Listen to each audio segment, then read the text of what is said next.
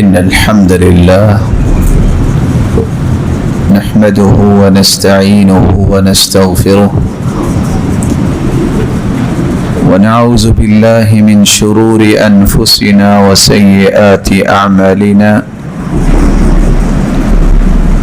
من يهده الله فلا مضل له ومن يضلل فلا هادي له وأشهد أن لا إله إلا الله وحده لا شريك له وأن محمدا عبده ورسوله يا أيها الذين آمنوا اتقوا الله حق تقاته ولا تموتن إلا وأنتم مسلمون يا أيها الناس اتقوا ربكم الذي خلقكم من نفس واحدة وخلق منها زوجها وبث منهما رجالا كثيرا ونساء واتقوا الله الذي تساءلون به والأرحام إن الله كان عليكم رقيبا يا أيها الذين آمنوا اتقوا الله وقولوا قولا سديدا يصلح لكم أعمالكم ويغفر لكم ذنوبكم ومن يطع الله ورسوله فقد فاز فوزا عظيما أما بعد فأعوذ بالله من الشيطان الرجيم لقد من الله على المؤمنين إذ بعث فيهم رسولا من أنفسهم يتلو عليهم آياته ويزكيهم ويعلمهم الكتاب والحكمة وإن كانوا من قبل لفي ضلال مبين لائق التکریم سامعین مکرم، اللہ ذوالجلال ہم سب کے خالق و مالک، اس مالک الملک نے انسانیت کی رشد و ہدایت کے لیے 1,24,000 پیغمبر مبعوث فرمائے۔ خوش قسمت ہے یہ امت جس کے لیے اللہ ذوالجلال نے تمام انبیاء کے سرتاج، تمام انبیاء سے اعلیٰ اور ارفع اور اسما ہستی محمد الرسول اللہ صلی اللہ علیہ وسلم کو ہادی و مرشد بنا کے بھیجا۔ اس سے بڑا شرف اور سعادت کیا ہو سکتی ہے کہ ہم اس پیغمبر کے امتی ہیں جس کو اللہ ذوالجلال نے مخلوق میں سے ذات کے اعتبار سے بھی بے مثال بنایا ہے اور وہ اپنی ہر بات کے اعتبار سے بھی بے مثال ہے۔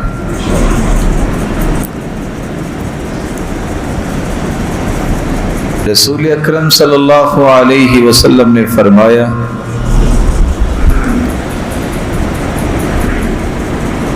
اشد الناس حبا لی من امتی،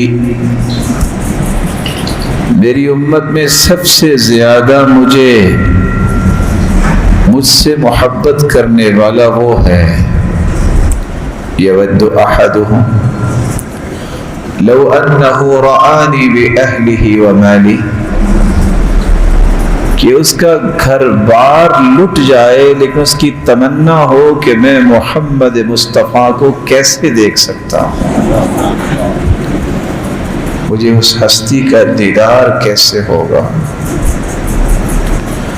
وہ مبارک آنکھیں تو صحابہ کی تھیں جنہوں نے اس ہستی کا دیدار کیا۔ اس لیے ثابت البنانی جو شاگرد ہیں سیدنا انس رضی اللہ تعالی عنہ کے، وہ اپنے استاد سے کہتے تھے ان آنکھوں کو قریب کیجئے، میں ان آنکھوں کو ہی بوسہ دوں جنہوں نے محمد کریم کو دیکھا ہے۔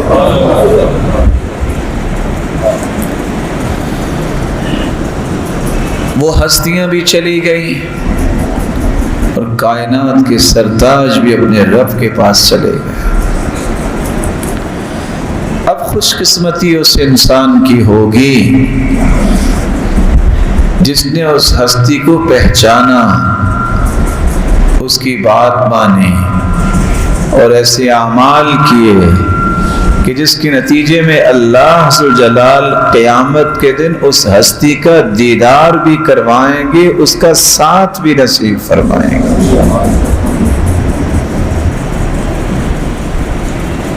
تو آئیے اس مبارک ہستی کی زندگی کے اتنے پہلو ہیں، سیرت طیبہ کا عنوان اتنا طویل ہے کہ کسی ایک پہلو پہ اگر گفتگو کی جائے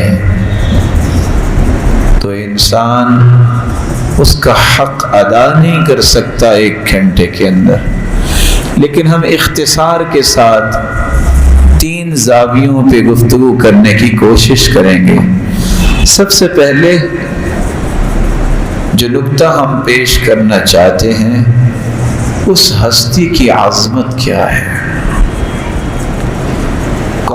کون سی عظمتوں کا مجموعہ بنایا ہے اللہ تعالیٰ نے اس ہستی کو، جو کائنات میں کسی کو نصیب ہی نہیں ہوا اور نہ قیامت تک نصیب ہو سکے۔ اور دوسرا نکتہ ہم پیش کرنے کی کوشش کریں گے کہ جب اللہ ذو جلال نے بے مثال اس ہستی کو بنایا ہے، تمنا تو ہوتی ہے خواب میں ہی اس ہستی کا دیدار ہو جائے، مسلمان تمنا کرتے ہیں، لیکن یہ تمنا پوری کرنے کے لیے یہ پہچاننا تو ضروری ہے کہ آپ صلی اللہ علیہ وسلم نے جہاں حسن کی انتہا کر دی ہے جس ہستی پر، اس ہستی کی خلقی صفات کیا تھیں، آپ کا چہرہ انور کیسا تھا، آپ کا جسد مبارک کیسا تھا، اس کے بارے میں چند باتیں پیش کریں۔ اور آخری نکتہ، جس طرح تخلیقی اعتبار سے اس ہستی کو اللہ نے بے مثال بنایا ہے، اخلاقی اعتبار سے بھی ہستی کو اللہ نے بے مثال ہی بنایا۔ اس ہستی کے بارے میں بات ہم کر رہے ہیں جو خود بیان کرتی ہے، انا دعوت ابراہیم، لوگوں میں ابراہیم علیہ السلام کی دعا ہوں، وَكَانَ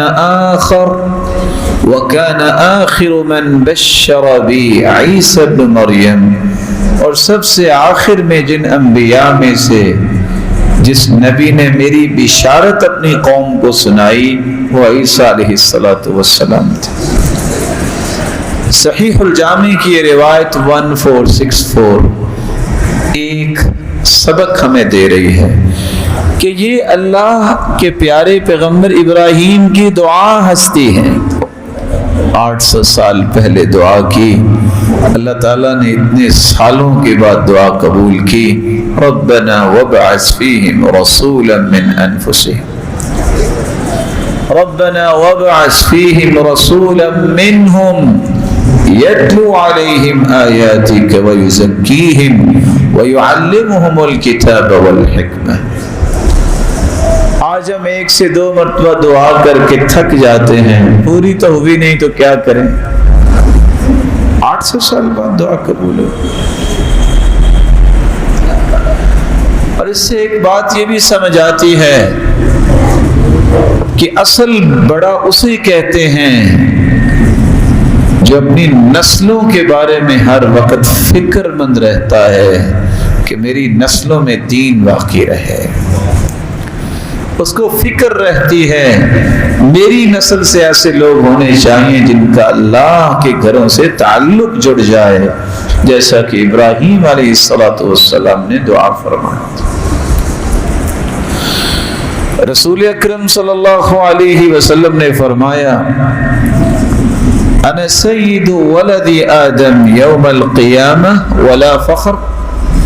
لوگوں میں فخر اس لیے نہیں کرتا کہ فخر میرے رب کو پسند نہیں، لیکن بات میں آپ کو یہ بتا رہا ہوں کہ قیامت کے دن آدم سے لے کر جتنی قیامت تک انسانیت پیدا ہوگی مجھے میرے رب نے سب کا سرتاج بنایا ہے.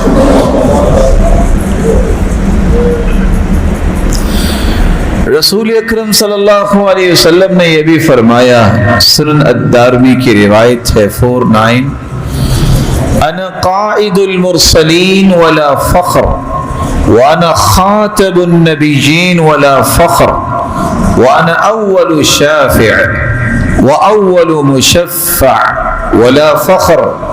لوگوں مجھے تمام نبیوں اور رسولوں کا میرے رب نے لیڈر اور قائد بنایا ہے، مجھے میرے رب نے آخری نبی بنایا ہے خاتم النبیین، اور مجھے میرے رب نے اتنی صلاحیت دی ہے کہ سب سے پہلے قیامت کے دن میں ہی سفارش کروں گا اور سب سے پہلے میری ہی سفارش قبول ہوگی.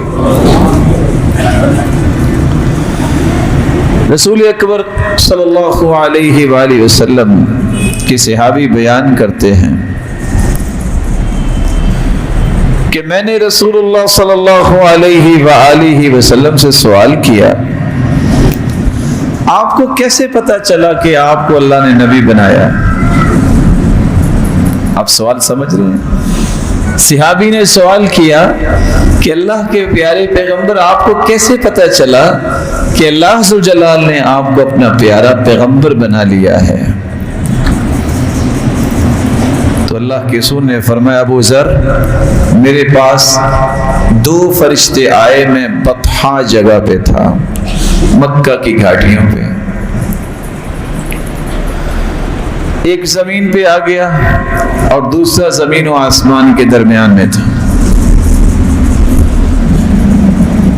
ایک فرشتہ کہتا ہے اہوا یہ وہی ہستی ہے جس کے بارے میں ہمیں حکم دیا گیا اور ہم آئے ہیں؟ قال نعم. تو زمین والے نے کہا ہاں یہ وہی ہستی ہے. وہ زمین و آسمان کے درمیان جو فرشتہ تھا اس نے کہا زنہ برجل، اچھا آج پھر اس ہستی کا وزن کرو.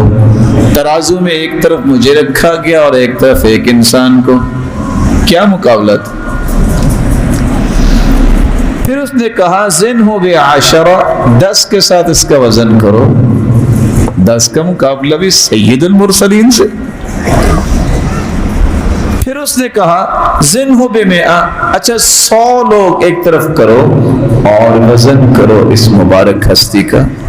اب 100 کا مقابلہ بھی سید المرسلین سے. پھر وہ کہتا ہے زنہ بألف، اچھا 1000 لوگ ایک طرف ایک پلڑے میں ڈالو اور اس ہستی کو دوسرے پلڑے میں رکھو. 1000 لوگوں سے بھی بھاری ثابت ہوئے. رسول اکرم صلی اللہ علیہ وسلم نے فرمایا وہ 1000 کے 1000 لوگوں کا پلڑا اس طرح اٹھ گیا کہ انی انظر الیہم ینتصرون علی من خفت المیزان. مجھے خوف لاحق ہوا کہ پلڑا اس طرح اٹھا ہوا تھا کہ کہیں وہ میرے اوپر نہ گر جائیں، کیونکہ جس پلڑے میں مجھے رکھا گیا وہ پلڑا تو زمین سے اٹھا ہی نہیں. سلسلہ صحیحہ کی روایت ہے 1545.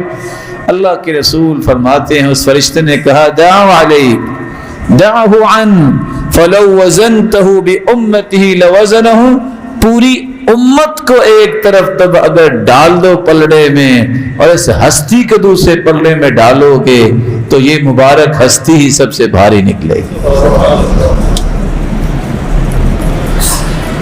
یہ وہ ہستی ہے جس کی ہم بات کرنے جا رہے ہیں. صحیح بخاری کی روایت ہے انہ اعطی قوت 30، آپ کو 30 لوگوں کے برابر طاقت سے نوازا گیا تھا.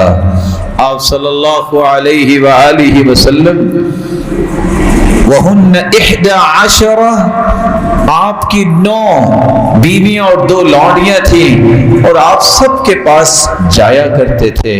رسول اکرم صلی اللہ علیہ وآلہ وسلم کے صحابی بیان کرتے ہیں کہ انس رضی اللہ تعالیٰ عنہ کو جب یہ بات بیان کی گئی تو وہ فرماتے ہیں ہاں آپ صلی اللہ علیہ وسلم کے پاس 9 بیویاں تھی اور 9 کی 9 بیویوں کو وقت دیا کرتے تھے اور برابری کا وقت دیا کرتے تھے اور روزانہ کا وقت دیا کرتے تھے.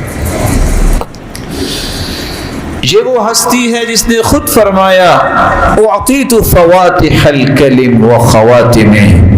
اللہ عز و جلال نے کلمات، کلام، اس کی جتنی بلندیاں تھی وہ عطا کی تو محمد مصطفیٰ کو عطا کی. اعطیت جوامع الکلم، اللہ عز و جلال نے مجھے جوامع الکلم عطا کیے. چھوٹی سی بات میں جس طرح سمندر کو کوزے میں بند کیا جاتا ہے، یہ صلاحیت اگر عطا کی اللہ عز و جلال نے تو محمد مصطفیٰ کو عطا کی. رسول اکرم صلی اللہ علیہ وآلہ وسلم نے فرمایا وَأَنَا أَكْثَرُ الْأَنْبِيَاءِ تَبْعًا.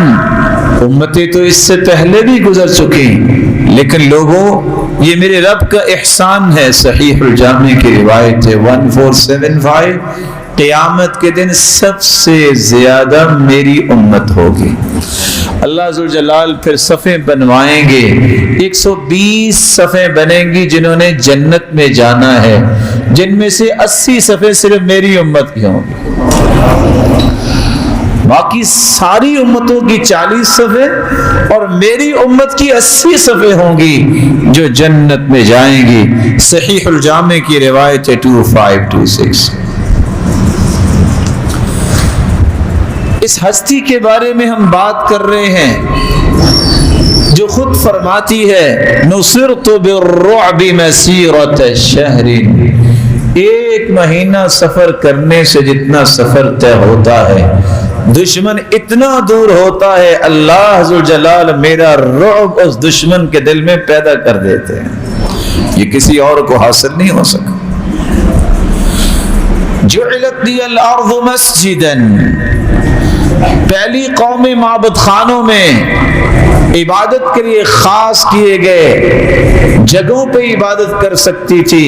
مجھے اللہ نے انعام یہ دیا ہے جو پہلے انبیاء کو نہیں ملا.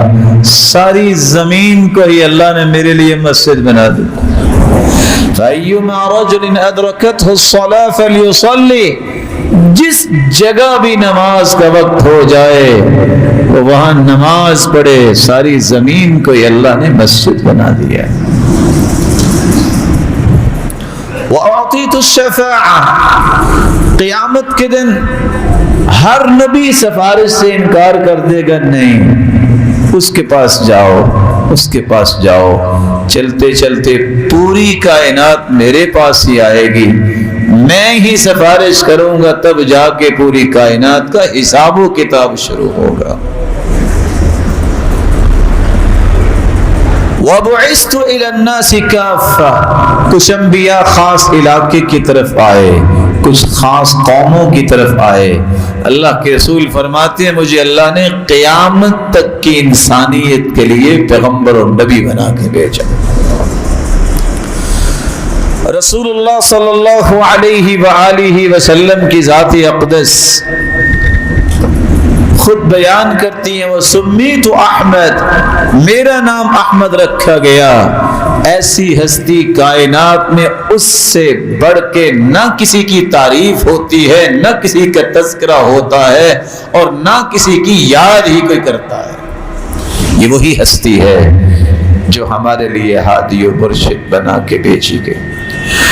رسول اللہ صلی اللہ علیہ وسلم نے فرمایا یہ اعزاز بھی مجھے ملا وختم بی النبیون، مسند احمد کی روایت ہے میں آخری پیغمبر ہوں، میرے بعد کوئی نبی نہیں آئے گا۔ اس سے پہلے جتنے انبیاء آئے سلسلہ جاری رہا، لیکن نبوت کا یہ مبارک سلسلہ میرے ساتھ ختم ہو گیا۔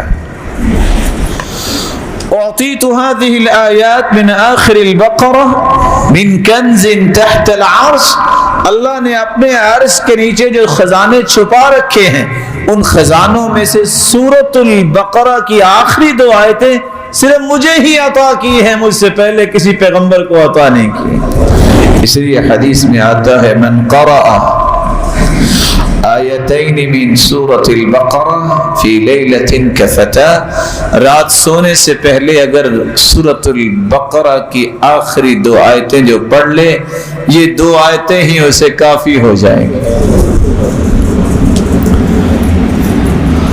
اعطیت مکان التوراۃ السبع الطوال، پوری تورات کے مقابلے میں 7 سورتیں قرآن میں اللہ نے میرے لیے اتار دی۔ جو تورات میں علم تھا اللہ نے اس کے مقابلے مجھے 7 سورتیں عطا کر دی۔ ومکان الزبور المئین، پوری زبور کے مقابلے میں اللہ نے 200 آیتوں پر مشتمل مجھے سورتیں عطا کر دی۔ ومکان الانجیل المثانی، پوری انجیل کے مقابلے میں اللہ نے مجھے سورۃ الفاتحہ دی ہے۔ اس قدر عظیم کلام سے اللہ نے نوازا ہے۔ وفضلت بالمفصل، اور باقی جو صورتیں ہیں اس سے مجھے باقی تمام کتابوں اور انبیاء پر فضیلت دے دی گئی۔ رسول اکرم صلی اللہ علیہ وسلم خود فرماتے ہیں وَأَنَا أَوَّلُ مَنْ يُنْشَقُّ عَنْهُ الْقَبْرُ، صحیح مسلم کی روایت ہے سب سے پہلے قیامت کے دن میری ہی قبر کو کھولا جائے گا، اور فرمایا وَأَوَّلُ شَافِعٍ وَأَوَّلُ مُشَفَّعٍ، حالت یہ ہوگی جب پوری کائنات میدان محشر میں ہوگی، کوئی کسی کے بارے میں کچھ نہیں کر سکے گا۔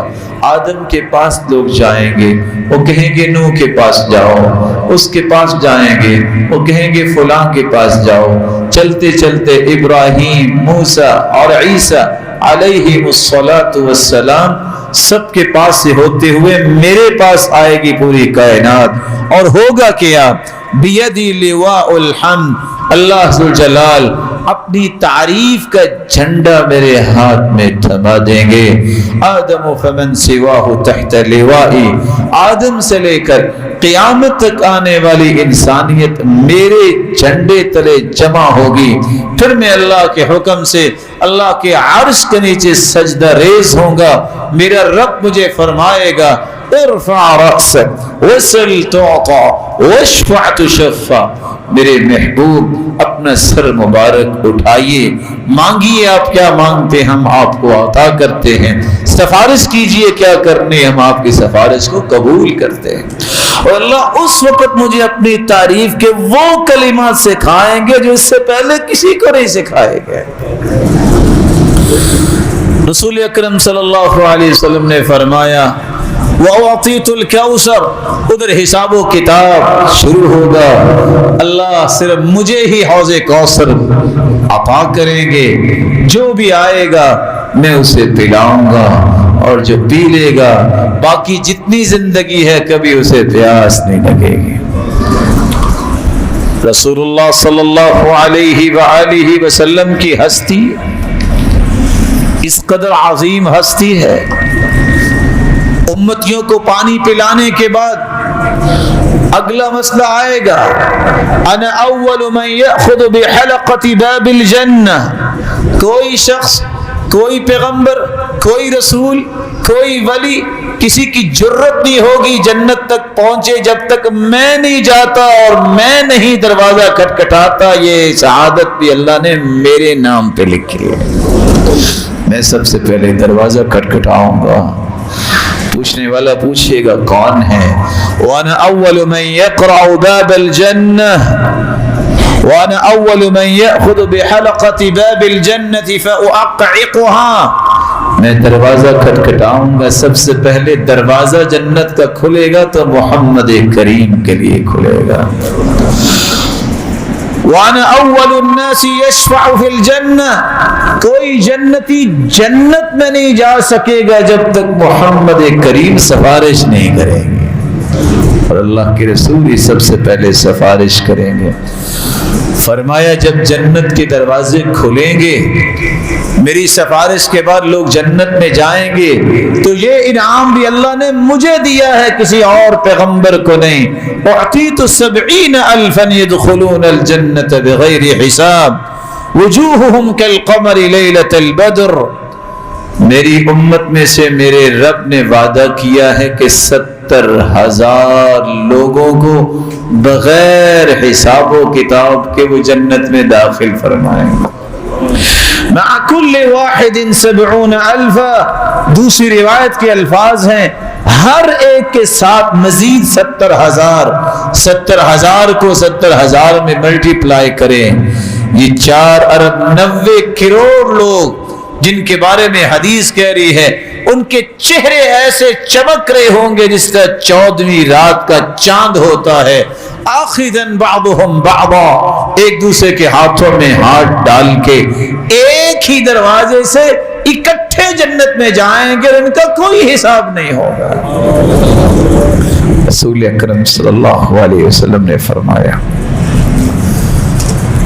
اس کے ساتھ میرے رب نے یہ انعام کیا ہے، وَثَلَاثُ حَسَيَاتٍ مِّنْ حَسَيَاتِهِ، میرا رب یہ 4,90 کروڑ لوگوں کو بغیر حساب کے جنت میں میری امت سے بچھوائیں گے، اور پھر اللہ 3 چلو بھریں گے، اور جو اس چلو میں آ جائیں گے اور اللہ ذو الجلال اس کو بھی جنت میں داخل کر دیں گے۔ اس ہستی کی اللہ ذو الجلال ہمیں رفاقت نصیب فرمائے، اس کا دیدار کروائے، اس کی صحبت قیامت کو نصیب فرمائے۔ بہت خوش نصیب ہیں جن کو قیامت کے دن یہ ہستی کا ساتھ مل جائے۔ کون سی ہستی؟ کتنے لوگ آج کہتے ہیں مجھے اللہ کے رسول کا دیدار ہوا۔ یاد رکھنا 3 باتیں یاد رکھنا۔ پہلی بات، جو شخص سنت کا پابند نہیں ہے ساری زندگی اس شخص کو اللہ کے رسول کا دیدار نہیں ہوتا۔ یہ نہیں ہو سکتا کہ محمد مصطفیٰ کی سنت سے اسے پیار نہ ہو اور اللہ ذو الجلال کے پیغمبر کو اسے دیدار ہو جائے۔ جو اللہ کے رسول کی اطاعت نہیں کرتا اس کو اللہ کے رسول کا دیدار نہیں ہوتا۔ جس نے اللہ کے رسول صلی اللہ علیہ وسلم کی معرفت اور پہچان حاصل نہیں کی کہ آپ کا چہرہ انور کیسا تھا، آپ کا جسد مبارک کیسا تھا، آپ کے ہاتھ مبارک کیسے تھے، آپ کی آنکھیں مبارک کیسی تھی، جس کو پہچان ہی نہیں ہے وہ کیسے کہہ سکتا ہے میں نے اللہ کے رسول کو دیکھا ہے؟ اس لیے رسول اللہ صلی اللہ علیہ وسلم نے فرمایا تھا ان الشیطان لا یتمثل بی، جو خواب میں مجھے دیکھے گا جس نے پہچانا ہوگا وہ صحیح دیکھے گا، کیونکہ شیطان میری شکل میں پیش نہیں ہو سکتا، میری شکل اختیار ہی نہیں کر سکتا۔ اس لیے اللہ سے دعا یہ کرنی چاہیے اللہ ذو الجلال ہمیں اپنے محبوب کی محبت نصیب فرمائے، اس کی سنت سے محبت نصیب فرمائے، اور اس کی اطاعت اور تابعداری اور فرما برداری کرنے والا بنائے، اور اس کی صحیح معرفت نصیب فرمائے، پھر اس کا دیدار اور رفاقت نصیب فرمائے۔ آپ صلی اللہ علیہ وسلم کو اللہ تعالیٰ نے کیسے بنایا؟ حدیث کے الفاظ ہیں کان رسول اللہ احسن الوجه، اللہ کے رسول صلی اللہ علیہ وآلہ وسلم احسن الناس وجہا، پوری کائنات میں ایسا چہرہ اللہ نے بنایا ہی نہیں۔ کیسا مبارک چہرہ؟ رسول اکرم صلی اللہ علیہ وسلم کے صحابی براء بن عازب بیان کرتے ہیں وَأَحْسَنَهُ خَلْقًا مَرْبُوعًا، آپ صلی اللہ علیہ وسلم کا درمیانہ قد تھا، لَيْسَ بِالطَّوِيلِ الْبَائِنِ، نہ تو آپ کا قد زیادہ لمبا تھا ولا بالقصیر، نہ ہی آپ کا قد بہت چھوٹا تھا، وَهُوَ إِلَى الطُّولِ أَقْرَبُ، آپ صلی اللہ علیہ وسلم کو اللہ نے درمیانے قد والی ہستی بنائی، اقرب بعید ما بین المنکبین، آپ کو اللہ عز جلال نے اس قدر خوبصورت سانچے میں بنایا کہ آپ کے کندھوں میں وہ چوڑائی تھی، کث اللحیہ، اور آپ کی گھنی داڑھی تھی، اور دوسری روایت میں آتا ہے کثیر الشعر، آپ صلی اللہ علیہ وآلہ وسلم کی داڑھی کے زیادہ بال تھے،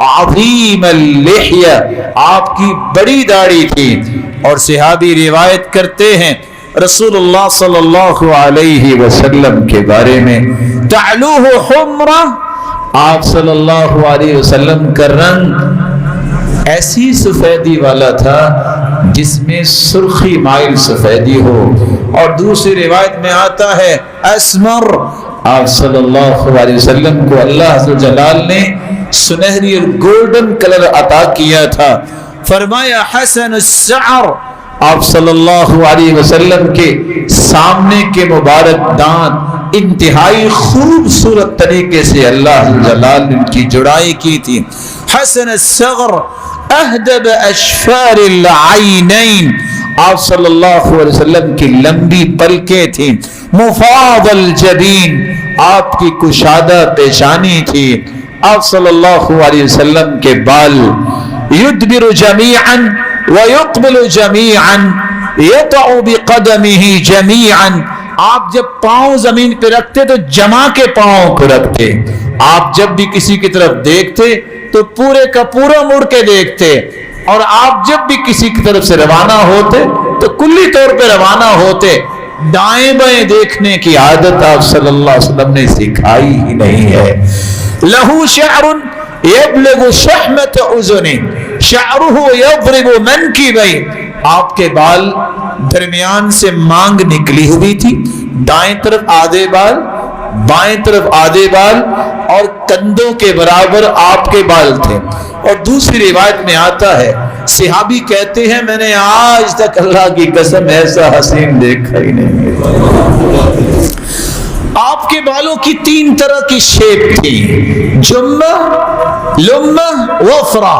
لمہ کا مطلب یہ ہوتا ہے ما علم علی الاذنین، کانوں کی لو کے برابر، اور جمہ انسان کے کندھوں کے برابر، وفرہ کانوں کی لو اور کندھوں کے درمیان، آپ نے 3 طرح کے بال رکھے، سوائے حج عمرہ کے آپ نے اپنے بالوں کو صاف نہیں کروایا، لم يحفظ عنہ الحلق الا فی النسک، آپ صلی اللہ علیہ وسلم کے بارے میں ابن القیم فرماتے ہیں سوائے حج عمرہ کے آپ نے بال نہیں منڈوائے۔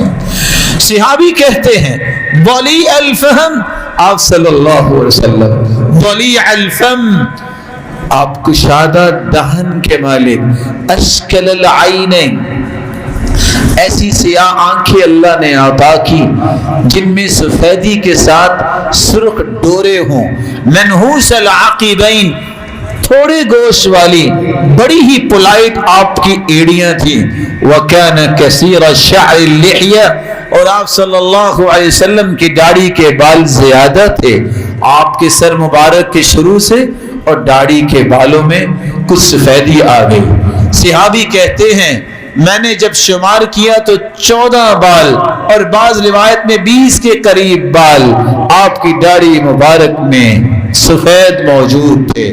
صحابی کہتے ہیں ایک شخص کہنے لگا اتنا مبارک چہرہ، یہ تو اس طرح خوبصورت چہرہ ہے جیسے تلوار ہو۔ کہنے والے نے کہا نہیں، كان مستديرا مثل الشمس والقمر، تلوار نہیں، یہ اس طرح گلائی والا چہرہ تھا جیسے چاند اور سورج ہو۔ رسول اکرم صلی اللہ علیہ وآلہ وسلم کے دونوں مبارک کندھوں کے درمیان مثل زر الحجر، کبوتری کے انڈے کی طرح اسی طرح سرخی مائل دونوں مبارک کندھوں کے درمیان مہر نبوت تھی۔ آپ نماز میں جب کھڑے ہوتے جس طرح مبارک آنکھوں سے دیکھا کرتے، مہر نبوت سے بھی آپ صحابہ کو نماز میں بھی دیکھا کرتے تھے۔ اس لیے فرمایا کرتے تھے سو اپنی صفوں کو درست کیا کرو، فإنی اراکم من وراء ظہری، میں تمہیں دیکھتا ہوں کہ جب تمہاری صفوں میں کوئی فاصلہ ہوتا ہے تو شیطان جو ہے وہ بکری کے بچے جتنا درمیان میں آ کے کھڑا ہو جاتا ہے۔ رسول اکرم صلی اللہ علیہ وآلہ وسلم کا کان ضخم الہام، بڑا ہی متوازن اور بھاری سر مبارک تھا، کان ازہر اللون، آپ صلی اللہ علیہ وسلم کو اللہ نے سنہری رنگ سے نوازا تھا، کأن عرقہ اللؤلؤ، جب آپ کی پیشانی مبارک سے پسینے کے قطرے گرتے تو یوں لگتا جیسے موتی گر رہے ہیں۔ اذا مشى تکفى، آپ صلی اللہ علیہ وسلم جب چلتے تو اپنی نظروں کو جھکا کے چلتے، کأنہ انحدر من صبب، کہ بلند جگہ سے کوئی نیچے اتر رہا ہو تو آپ کی چال کا یہ طریقہ تھا، آپ کی ڈھول ڈال کتنی اللہ نے مبارک بنائی۔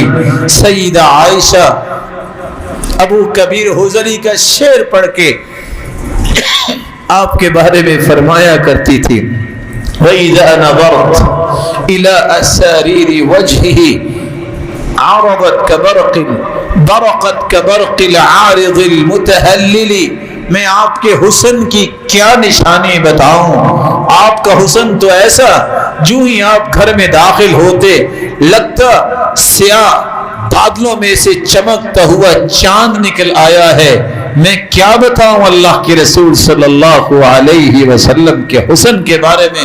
صحابی کہتے ہیں کہ میں نے دیکھا رأیت فی حلۃ حمراء، اللہ کی قسم میں نے سرخ چادر میں دیکھا جس میں سفید دھاریاں تھی، اللہ کی قسم میری آنکھوں نے آج تک ایسا خوبصورت انسان نہیں دیکھا۔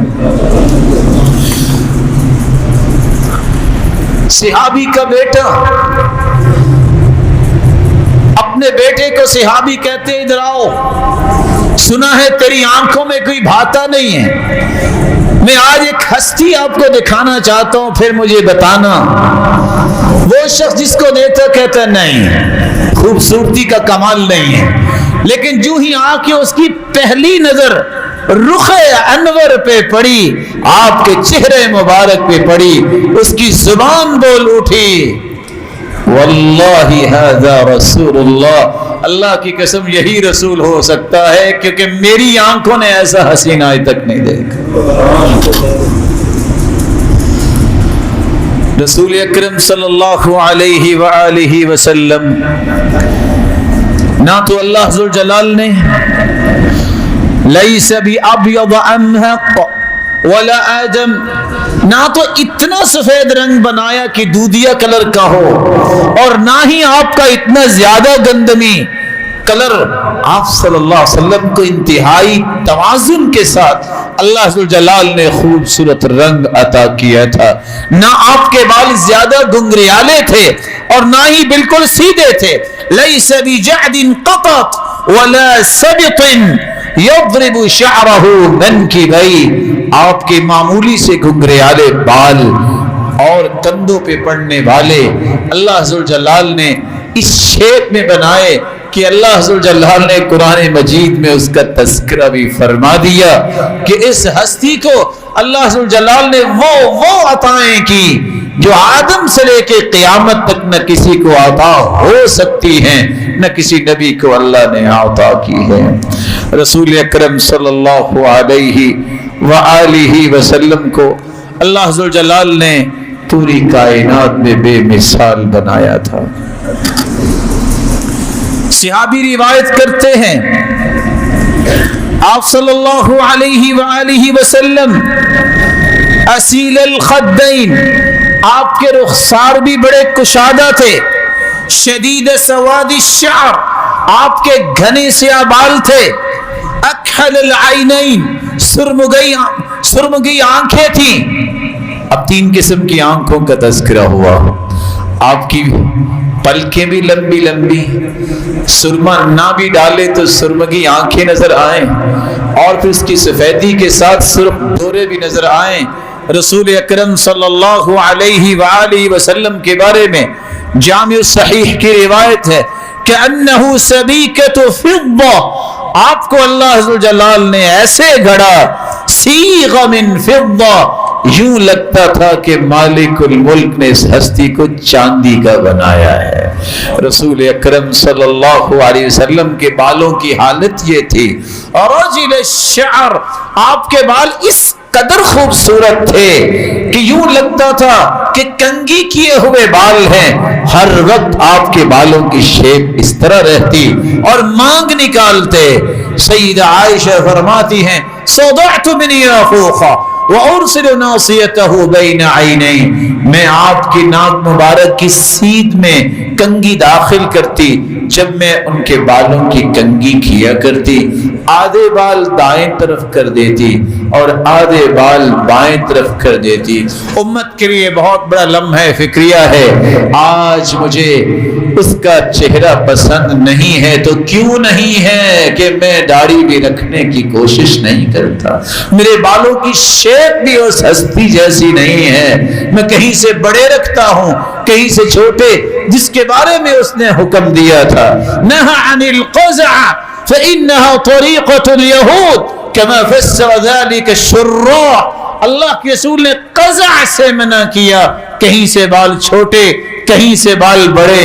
آج کوئی پیالہ کٹ بنا رہا ہے، کوئی سٹیپس بنا رہا ہے، کوئی اپنی بودیاں بنا رہا ہے۔ محمد مصطفیٰ سے محبت کا تقاضا یہ ہے کہ اپنے بالوں کی شیپ بھی اس جیسی بناؤ۔ آپ نے چہرہ مبارک جو تھا اس پہ اللہ کے رسول کی داڑھی تھی، اس داڑھی کو بھی بڑھانے کی یہی تو علامت ہے کہ آپ کی سچی محبت ہے کہ نہیں۔ جس کو محبوب کا چہرہ ہی پسند نہیں ہے، وہ محبت کا کون سا دعویٰ ہوگا جس میں وہ سچا ثابت ہوگا۔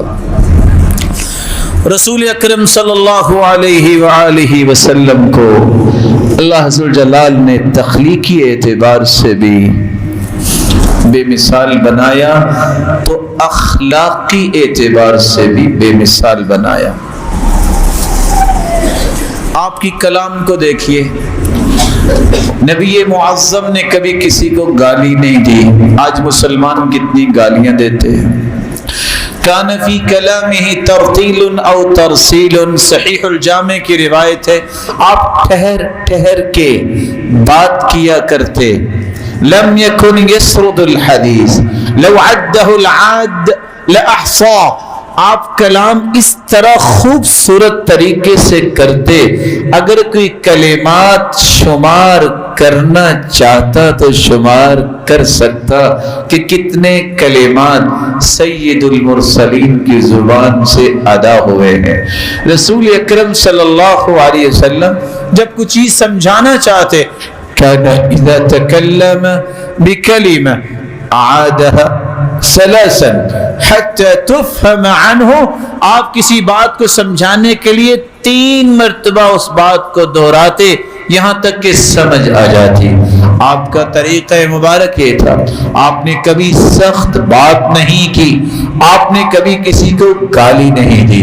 رسول اکرم صلی اللہ علیہ وآلہ وسلم نے ہاں یہ فرمایا ایما رجل سببته او لعنته، جس کو میں نے کوئی برا کہا اے اللہ اس کے لیے بھی رحمت بنا دے۔ آپ صلی اللہ علیہ وآلہ وسلم کی جس طرح زبان کو اللہ نے پاکیزہ بنایا، نرم گفتگو، اچھی بات، مسکراہٹیں بکھیرنا، دعائیں دینا، خیر خواہی کی بات کرنا، کوئی زیادتی بھی کر لے تو خاموش رہنے کی تلقین کرنا، آپ کا اخلاق کیسا تھا؟ کان احسن الناس وجہا واحسنهم خلقا، جس طرح کائنات کے سرتاج، پوری کائنات سے اللہ نے انہیں خوبصورت بنایا، ان کا اخلاق بھی پوری کائنات سے اعلیٰ تھا۔ رسول اکرم صلی اللہ علیہ وسلم کے صحابی انس فرماتے ہیں میں نے 10 سال خدمت کی۔ 10 سال کا عرصہ تھوڑا نہیں ہوتا، لیکن 10 سال میں ایک مرتبہ بھی اللہ کے رسول نے مجھے اف تک نہیں کہا۔ 10 साल का अरसा। रसूल अकरम सल्लल्लाहु अलैहि वसल्लम का तरीक़ा मुबारक देखिए अखलाकी एतबार से। आप सल्लल्लाहु अलैहि वसल्लम से कहा गया मुशरिकों के बारे में बद्दुआ कीजिए। आपने फरमाया इन्नी लम उबअस लआनन व इन्नमा बुइस्तु रहमा, मैं लानत करने वाला बना के भेजा नहीं गया, मुझे तो अल्लाह ने रहमत बना के भेजा है। सही मुस्लिम की रिवायत है 2599। रसूल अकरम सल्लल्लाहु अलैहि वसल्लम की अखलाक की इससे बड़ी मिसाल क्या हो सकती है। रसूल मकबूल सल्लल्लाहु अलैहि वसल्लम ने मा दरब रसूलुल्लाह सल्लल्लाहु अलैहि वसल्लम खादिमन लहु वला इम्रअह वला दरब बियदिही शैअन क़त। पूरी जिंदगी अल्लाह के रसूल सल्लल्लाहु अलैहि वसल्लम ने अपनी बीवियों में से न किसी बीवी को मारा है, न किसी गुलाम और खादिम को मारा है। आज उम्मती होने का दावा करने वाले और नेक औरतों को धक्के देने और मारने वाले इस बात पे सोचें कि उनकी मोहब्बत का दावा कितना कुछ सच्चा है। ये बातें इसलिए मैं कह रहा हूं, दावा तो मैं और आप करते हैं कि हम सच्चे मुहिब हैं। मुहिब वो होता है जो महबूब की एक एक अदा की हिफाजत करता है, एक एक अदा को पसंद करता है। जिस हस्ती ने पूरी जिंदगी किसी को नहीं मारा, उस मुहिब, उस मोहब्बत के दावेदार को कैसे इजाजत है कि वो हर वक्त अपनी बीवी को और अपनी वालिदा तक को गालियां दे और मारने में कोई शर्म महसूस न करे। मोहब्बत इस बात का नाम है।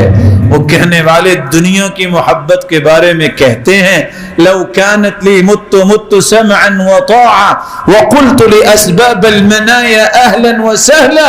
अगर मेरा महबूब कह दे कि मर जाओ, मुझे मौत आए ना आए, मैं उसको राजी करने के लिए मौत को वेलकम जरूर कहूंगा। ये दुनिया की बुरी मोहब्बत है। जिसकी सच्ची मोहब्बत हो उसको तो महबूब की हर अदा को महफूज करना चाहिए। रसूल अकरम सल्लल्लाहु अलैहि वसल्लम की तवाज़ो देखिए। काना यजलिसु अलल अर्द, आप जमीन पे बैठ जाया करते। व याकुलु अलल अर्द, जमीन पर बैठ के खाना खाते। व यअतकिलु शाह, बकरी का दूध खुद धो लिया करते। व युजीबु दावतल ममलूक अला खुब्ज़ शईर, कोई गुलाम भी दावत दे देता, उसकी दावत कभी कबूल करते।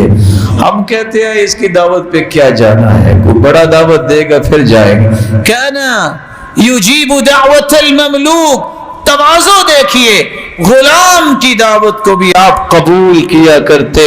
आप सल्लल्लाहु अलैहि वसल्लम की तवाज़ो देखिए।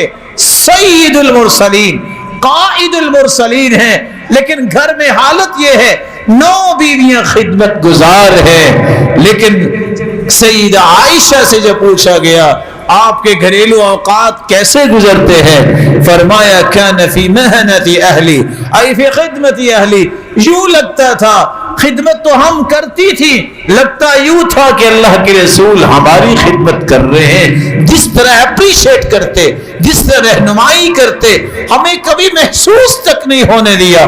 रसूलुल्लाह सल्लल्लाहु अलैहि वसल्लम की तवाज़ो इससे बड़ी क्या हो सकती है मेरे भाई। कपड़े को खुद टांक लिया करते अगर उसमें कोई मसला आ जाता। वकान यखीतु सौबा व यख्सिफु नअला, अगर जूता टूट जाता तो उसको खुद दुरुस्त कर लिया करते।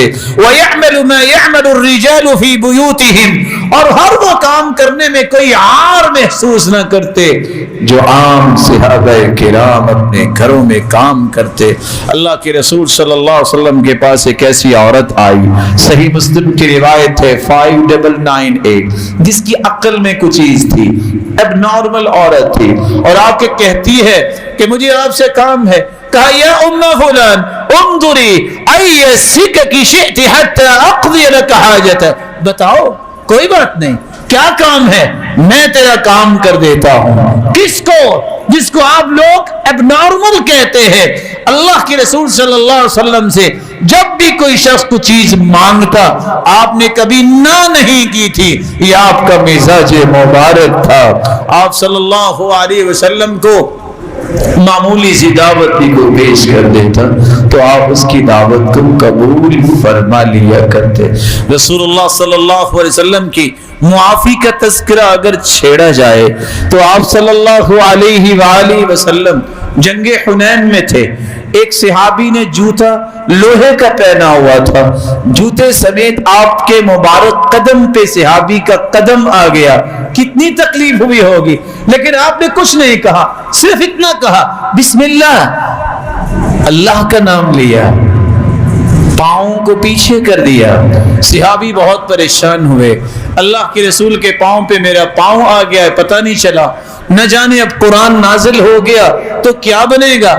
ساری رات اس پریشانی میں سوئے، صبح ہوئی، ایک شخص آ کے کہتا ہے این فلان ابن فلان، کہاں ہے فلاں شخص؟ صحابی کہتے ہیں میں ڈر گیا، یہ تو وہی بات ہوئی اللہ کے رسول نے مجھے بلا لیا ہے۔ پھر میں نے سوچا اور بھی کوئی بات ہو سکتی ہے، جو ہی میں اس ہستی کے پاس حاضر ہوا آپ نے پہلا سوال یہ کیا انک قد وطأت بنعلک علی رجلی، تم نے کل میرے پاؤں پہ پاؤں رکھا کہ میں نے کہا اوف یہ تو وہی بات نکلی۔ پھر آپ نے فرمایا میں نے ہاتھ سے آپ کو پیچھے نہیں کیا تھا، میرے ہاتھ میں کوڑا تھا، میں نے کوڑے سے پیچھے کیا تھا۔ میرے صحابی میں نے بلایا اس لیے ہے کہ یہ 80 جانور مجھ سے لے لو جو کوڑے کے ساتھ میں نے پیچھے کیا تھا، تم مجھے معاف کر دو۔ اس ہستی کے امتی ہیں آج ہم، اللہ ہمیں بھی ایسی معافی اور درگزر کی توفیق عطا فرمائے۔ رسول اللہ صلی اللہ علیہ وآلہ وسلم تشریف فرما تھے، ایک شخص آیا جس نے آ کے آپ کی مبارک چادر جو کھردری چادر تھی آپ کے کندھے پہ ڈال کے اس نے کھینچی، حتیٰ کہ آپ کے کندھے مبارک پہ اثرات ظاہر ہوئے۔ کیا مسئلہ تھا؟ کہنے لگا اعطنی من نار اللہ الذی عندک، جو اللہ نے آپ کو دیا مجھے بھی دو۔ کیا مطلب؟ لینا دینا کچھ نہیں ہے، کہا آپ کے پاس جو مال ہے مجھے بھی دو۔ آپ نے دیکھا کون ہے یہ بول رہا ہے، صرف دیکھتے ہوئے آپ نے مسکراہٹ پیش کی یہ بتانے کے لیے کہ مجھے غصہ نہیں آیا، اور ساتھ صحابہ سے کہا یہ جو مانگتا ہے اسے دے دو۔ اللہ ذوالجلال یہ تواضع ہر ایک کو نصیب فرمائے۔ آپ کی شرم و حیا کی بات کی جائے، کان اشد حیاء من العذراء فی خدرها، اتنی کمواری عورت کی حیا نہیں ہوتی جتنی اللہ ذوالجلال نے سید المرسلین کو حیا سے نوازا تھا۔ اللہ ہمارے اندر بھی ایسی حیا پیدا فرما دے۔ نہ سئل النبی عن شیء قط فقال لا، پوری زندگی کسی نے بھی کچھ طلب کیا ہے آپ نے کبھی نہ نہیں کی، زیادہ سے زیادہ یہ کہہ دیتے، جب چیز نہ ہوتی تو کہتے خیرن انشاءاللہ، اللہ جلال چاہیں گے جب حاضر ہوگی تو اللہ خیر فرمائیں گے تو میں وہ بھی عطا کر دوں گا۔ اللہ یہ رویے ہمارے اندر بھی پیدا فرمائے۔ وآخر دعوانا الحمدللہ۔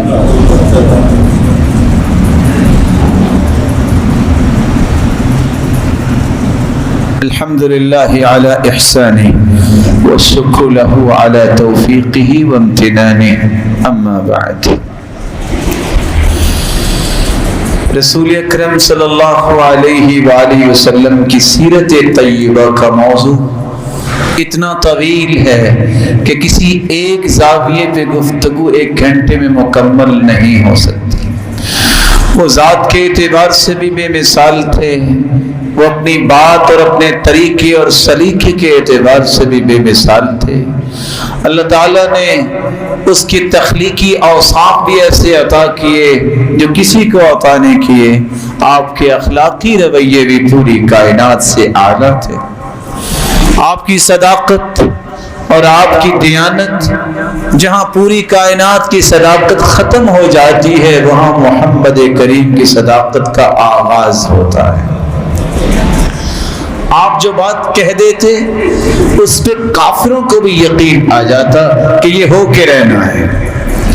صحیح بخاری کی روایت ہے، جب سعد رضی اللہ تعالی عنہ نے مکہ میں طواف کرنا چاہا تو معاویہ جو اس کا دوست تھا، اس کو ابو جہل نے کہا آویتم محمد والصداق معہ، تم ان کو جگہ دے رہے ہو، یہ طواف نہیں کر سکتا۔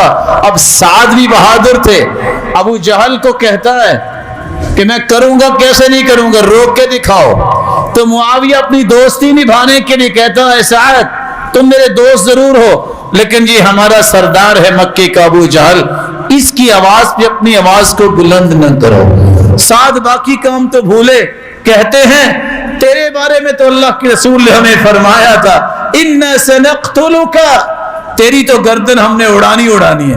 کہتے ہیں ہاں افی مکہ ام فی خارجہا، یہ تو ڈن ہو گیا کہ ہم میں مارا گیا، اتنا بتا دو مکہ میں مارو گے کہ مکے کے باہر؟ کافر ہے، دوڑتا ہوا گھر گیا، بیوی کھانا پکا رہی ہے، کافرہ ہے، جا کے کہتا ہے جانتی ہو ماذا قال لي اخي اليسربي، یسرب سے آنے والا میرا دوست کیا کہتا ہے؟ کافرہ عورت کہتی ہے، کیا کہتا ہے؟ خامن کہتا ہے، وہ کہتا ہے اِنَّا سَنَقْتُلُكَ، تجھے ہم نے قتل کرنا ہے۔ کھانا چھوڑ کے کہتی ہے واللہ ما یکذب محمد ابدا، اللہ کی قسم محمد نے پوری زندگی جھوٹ نہیں بولا۔ پھر سمجھ لو تم مارے گئے ہو۔ کافروں کو بھی یقین تھا، آج مسلمانوں کو یقین ختم ہوتا جا رہا ہے۔ اللہ ان کے اندر یقین پیدا فرما دے۔ رسول اکرم صلی اللہ علیہ وآلہ وسلم کی صداقت، اس کی پہچان ابو بکر نے کروائی تھی۔ آج اس طرح کا ایمان ہمیں بنانا چاہیے، کوئی میرز نہیں۔ جب کہاں گیا ابو جہل آ کے کہتا ہے ابو بکر ایک بات پوچھوں آپ سے، اگر کوئی کہے کہ راتوں رات وہ مکہ سے نکل کے فلسطین اور وہاں بیت المقدس میں پہنچا شام میں تو مان لو گے؟ کہا یہ کیسے ہو سکتا، اتنا لمبا سفر؟ مسکرایا کہ بات بن گئی ہے۔ پھر کہتا ہے اگر کوئی کہے کہ ساتوں آسمانوں کی سیر بھی کر کے آیا ہے مانو گے؟ کہا یہ کیسے ہو سکتا ہے؟ کہکا لگا کے کہتے ہیں تمہارا دوست ہی تو کہہ رہا ہے۔ کہا کون؟ محمد، اگر وہ کہہ رہے ہیں تو دونوں ہی ہو سکتے ہیں۔ سوچا ہی نہیں ہے۔ صداقت یہ ہے محمد مصطفیٰ کی زبان سے نکلی بات جب سامنے آ جائے، صحیح حدیث سے ثابت ہو جائے، میری عقل کے تمام میز ختم ہو جانے چاہیے، یہی کہنا چاہیے۔ ہاں اس سے بڑی صداقت کوئی نہیں۔ رسول اکرم صلی اللہ علیہ وآلہ وسلم کا زہد اور آپ صلی اللہ علیہ وسلم کی دنیا سے بے رغبتی دیکھیے۔ صحابی کہتے ہیں عمر آپ چٹائی پہ لیٹے تھے تو آپ کے جسد اتھر پہ چٹائی کے نشان بن گئے۔ میں نے کہا اللہ کے رسول کیسر و کسریٰ کو کس طرح لوگوں نے بڑا چڑھایا دیا ہے اور کس طرح ان کے محل، تو اللہ کے رسول کہتے ہیں عمر ایک بات تو بتاؤ، اما ترضى ان تكون لهم الدنيا ولنا الاخرہ، کیا تمہیں پسند نہیں کہ وہ نعمت دنیا میں لیتے ہیں اللہ نے ہمارے لیے آخرت میں رکھی؟ آپ کی شجاعت کا تذکرہ، جب مدینہ کے اندر چاروں طرف سے دشمن آ گئے، صحابہ پلاننگ کر رہے تھے کہ باہر نکلے دیکھیں کیا ہوا ہے۔ جو ہی صحابہ باہر نکلے تو کیا دیکھتے ہیں؟ وَهُوَ عَلَى فَرَسِ أَبِي طَلْحَةَ عُرْيٍ، آپ صلی اللہ علیہ وسلم ابو طلحہ کے گھوڑے پہ بیٹھے ہیں، بِيَدِهِ فی عنقہ السیف، اور اپنی گردن مبارک میں تلوار لٹکائی ہوئی ہے، کوئی لگام اور زین نہیں، اور آپ پورے مدینے کا چکر لگا کے آ چکے تھے اور آ کے کہتے ہیں لم تراؤ، جاؤ جا کے سو جاؤ، محمد کریم پتہ کر کے بھی آ چکے ہیں۔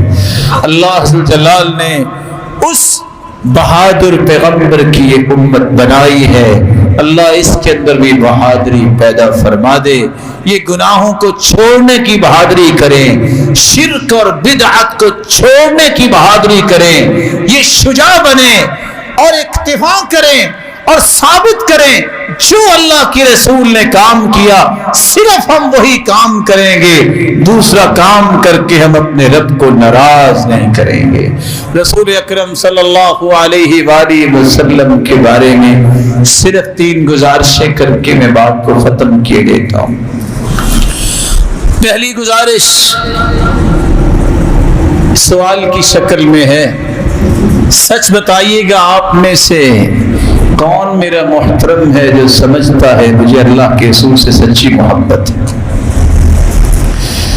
میں اللہ عز و جلال سے دعا گو ہوں جتنے یہ روشن چہرے بیٹھے ہیں سب کو سچی محبت نصیب فرما دے اور پھر اس ہستی کا ساتھ بھی نصیب فرما دے۔ کیسے یہ محبت سچی ثابت ہوگی؟ آپ نے یہ دلائل سنے ہیں، جو اللہ کے رسول کا طریقہ زندگی تھا اس کو اختیار کرنے سے میری اور آپ کی محبت سچی ثابت ہے۔ دوسری بات، اگر میری اور آپ کی سچی یہ نیت ہے، تمنا ہے کہ اللہ دنیا میں تو وہ ہستی نہیں دیکھ سکے، قیامت کو اس کا ساتھ نصیب فرما دے، کیسے ساتھ ملے گا؟ 3 کام کر لیجئے گا۔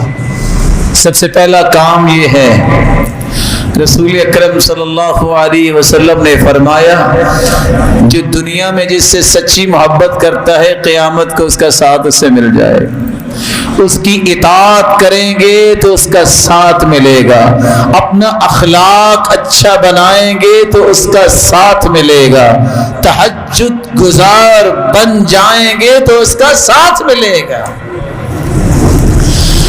صحیح بخاری کی روایت اور تیسری اور آخری گزارش، چاہتے ہیں کہ حوض کوثر کا پانی اس مبارک ہاتھوں سے پئیں؟ کس کو پلائیں گے اللہ کے رسول؟ وہ قصہ ضرور سن لیجیے۔ انا فرطکم علی الحوض، میں سب سے پہلے حوض کوثر پہ آؤں گا، فمن ورد شرب ومن شرب لم يظمأ ابدا، جو بھی آیا میں اسے پلاؤں گا، جس نے پی لیا باقی زندگی نہ ختم ہونے والی، اسے کبھی پیاس نہیں لگے۔ وَلَيَرِدَنَّ عَلَيَّ أَقْوَامٌ أَعْرِفُهُمْ وَيَعْرِفُونِ، ایسے لوگ بھی آئیں گے میں انہیں پہچانتا ہوں گا، وہ مجھے پہچانتے ہوں گے۔ اللہ کے رسول کیسے پہچانیں گے؟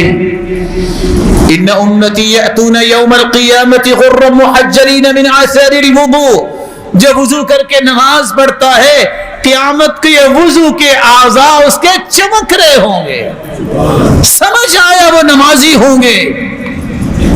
فیحال بینی و بینہم، صحیح بخاری اور مسلم کی روایت ہے، میری اور ان کے درمیان دیوار حائل کر دی جائے گی۔ میں کہوں گا یا ربی اصحابی اصحابی، اللہ یہ میرے ساتھی لگتے تھے کہاں گئے؟ جواب ملے گا انک لا تدری ما احدثوا بعدک، وفی روایت اخرى انک لا تدری ما عملوا بعدک۔ میرے پیارے محبوب ان کی بات نہ کرو، یہ وہ ہیں جنہوں نے آپ کے علم میں نہیں آپ کے بعد کون کون سے کام کیے اور کون کون سی نئی چیزیں دین میں شامل کر لی۔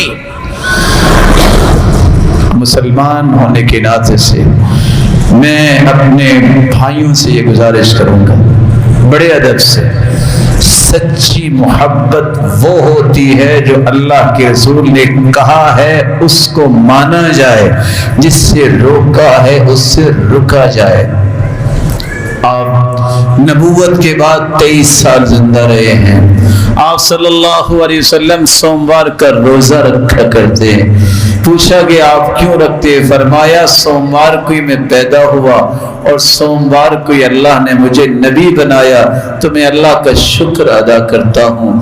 آپ نے اپنی ولادت کا وہ جشن جو لوگ منا رہے ہیں 23 سال میں نہیں منایا، نہ اللہ کے رسول کے صحابی کی 2 سال خلافت رہی ابو بکر کی، نہ عمر کی 10 سال خلافت میں، نہ عثمان کی 12 سال خلافت میں، نہ سیدنا علی کی 4 سال خلافت میں، نہ سیدنا حسن کے 6 مہینے تھے، پھر اس کے بعد 20 سالہ سیدنا معاویہ کی حکومت اور خلافت رہی ہے۔ کسی صحابی نے یہ کام نہیں کیا۔ میں اللہ کا واسطہ دے کے آپ کو کہتا ہوں، اگر یہ قرآن میں موجود ہے، اگر دنیا کی کسی حدیث کی کتاب میں اس کی دلیل موجود ہے مجھے بھی بتائیے گا، میں سب سے آگے آپ کے ساتھ چل کے ان جلوسوں میں بھی شریک ہوں گا، یہ کام بھی کروں گا۔ اگر قرآن اور حدیث میں ایک بھی بات اس طرح نہیں آئی تو اللہ سے ڈرتے ہوئے رب کو ناراض نہ کیجئے گا، اپنے اس مال کو صحیح جگہ پہ خرچ کیجئے گا، والدین پہ خرچ کیجئے، اپنے بچوں پہ خرچ کیجئے، اور سب سے بڑی بات محمد مصطفیٰ کی تعلیمات کو عام کرنے میں خرچ کیجئے، اس علم کو معاشرے تک پہنچانے میں، اس کی سیرت کو دنیا کے کونے کونے تک پہنچانے میں، اور اس کی خوبصورت رہنمائیوں کو کائنات کے کونے کونے تک پھیلانے میں خرچ کیجئے، اور ہر اس کام سے باز رہیے جو اللہ کے رسول نے نہیں کیا۔ بدعت اسی کو کہتے ہیں الفعل المخالف لرسول اللہ، وہ کام کرنا جو اللہ کے رسول نے نہیں کیا۔ اللہ کے رسول صلی اللہ علیہ وسلم کو اللہ نے نمونہ بنایا ہے، قدوہ بنایا ہے، رول ماڈل بنایا ہے۔ اگر تو اس ہستی نے ایسا کیا تو ضرور کرنا چاہیے، اگر نہیں کیا تو یاد رکھنا اس کرنے سے قیامت کو کیا حال ہوگا، وہ دلائل آپ کے سامنے ہیں۔ لیکن ایک بات میں صرف پیار کے انداز میں پیش کر دوں، یہ کیک بنانے والے مسلمان جب کیک پہ اللہ کے پیارے پیغمبر کا نام لکھ کے چھری چلا کے کاٹتے ہیں، ان کو شرم نہیں آتی؟ یہ کس کے نام کو کاٹ رہے ہو؟ جب وہ روڈ کے اوپر بیت اللہ اور مسجد نبوی کا نمونہ بنا کے پھر پاؤں کی ٹھوکروں سے توڑتے ہیں، کیا حیا نہیں آتی ہم کیا کر رہے ہیں؟ کبھی تو وہ سوچنی چاہیے جس سے اللہ راضی ہو، جس سے اللہ کے رسول کا ساتھ مل سکے، وہ کیسے ملے گا؟ کتاب و سنت کے مطابق زندگی گزارنے سے ملے گا۔ ترکت فیکم امرین لن تضلوا ما تمسکتم بہما کتاب اللہ و سنت رسولی۔ اللہ کی رسول نے فرمایا تھا لوگوں میں دو چیزیں چھوڑ کے جا رہا ہوں، اس کو تھام لوگے کبھی گمراہ نہیں ہوگے۔ ایک اللہ کی کتاب ہے، ایک اس کے رسول کی سنت ہے۔ اللہ ہمیں کتاب و سنت کے مطابق زندگی گزارنے کی توفیق عطا فرمائے۔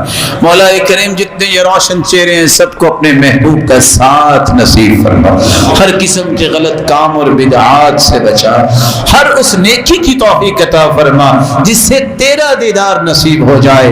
اس وطن عزیز کی حفاظت فرما، اس کے افواج کی حفاظت فرما، اور ہر قسم کے فساد اور لڑائی اور جھگڑے سے اس امت کو محفوظ فرما، اور سکون اور وقار اور عزت والی امت کو زندگی نصیب فرما۔ وآخر دعوانا الحمدللہ۔